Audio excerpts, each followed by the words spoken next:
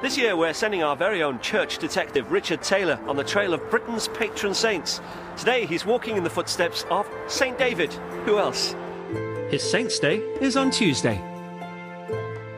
The 1st of March is the first day of spring, and it's also the feast day of the man known affectionately here in Wales as Dewi Sant, St. David. This local lad lived and worked here in Pembrokeshire. And to find out more, I'm on my way to the beautiful city that's named after him. David lived about 1500 years ago, after the departure from Britain of the Christian Roman Empire, but before the arrival of missionaries from the Roman Catholic Church. It was a period when Christians like David stood alone in Britain, keeping the faith against pagan rivals. There are some fantastic stories about David. His birth was predicted by the wizard Merlin. He was a relative of King Arthur. He was born during a mighty thunderstorm on the cliffs just along from here. He saved ships at sea, he raised a child from the dead, and he cured the sick. Whatever the legends, we do know that David founded a monastery and a church just over the hill, on the spot where his cathedral now stands. David was a monk, an abbot and a bishop who spent most of his working life in this little valley. He and his companions led radically simple lives of prayer and study and work, eating only bread and water and foregoing all personal possessions. But how did David come to be so popular in Wales that he became its patron saint? One reason is that Welsh people do like a good speaker.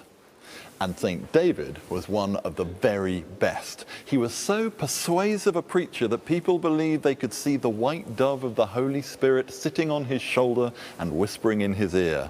And that on one occasion, a miracle took place when the ground that he was preaching on rose up underneath him to make a little hill so that people could hear him even better.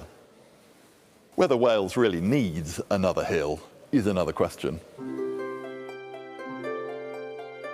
I'm meeting with the cathedral's dean to find out if you can separate David fact from David fiction. Where did his influence come from? I mean, why David as opposed to any other man?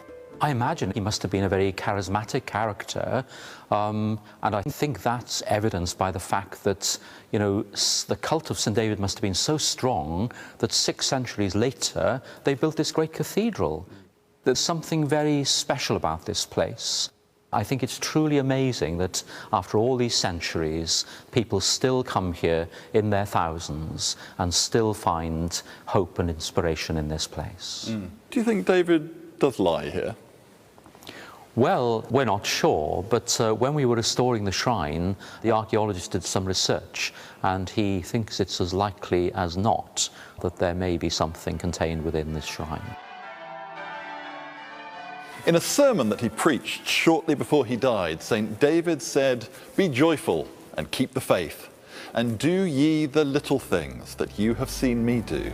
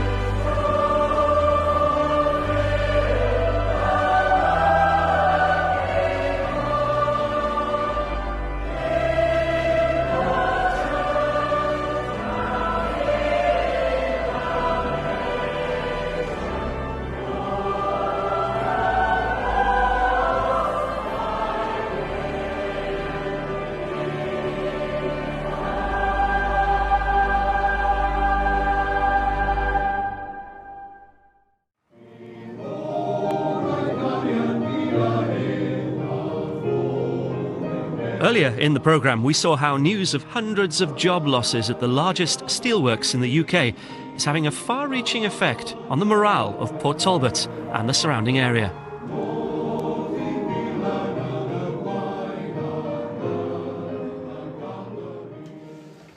I'm here at one of the locals, trying to keep the spirits up with song.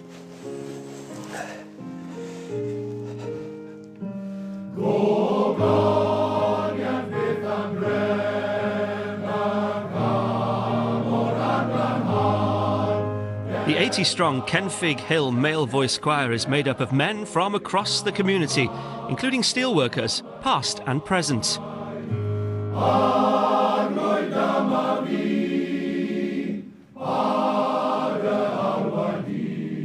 They sound brilliant.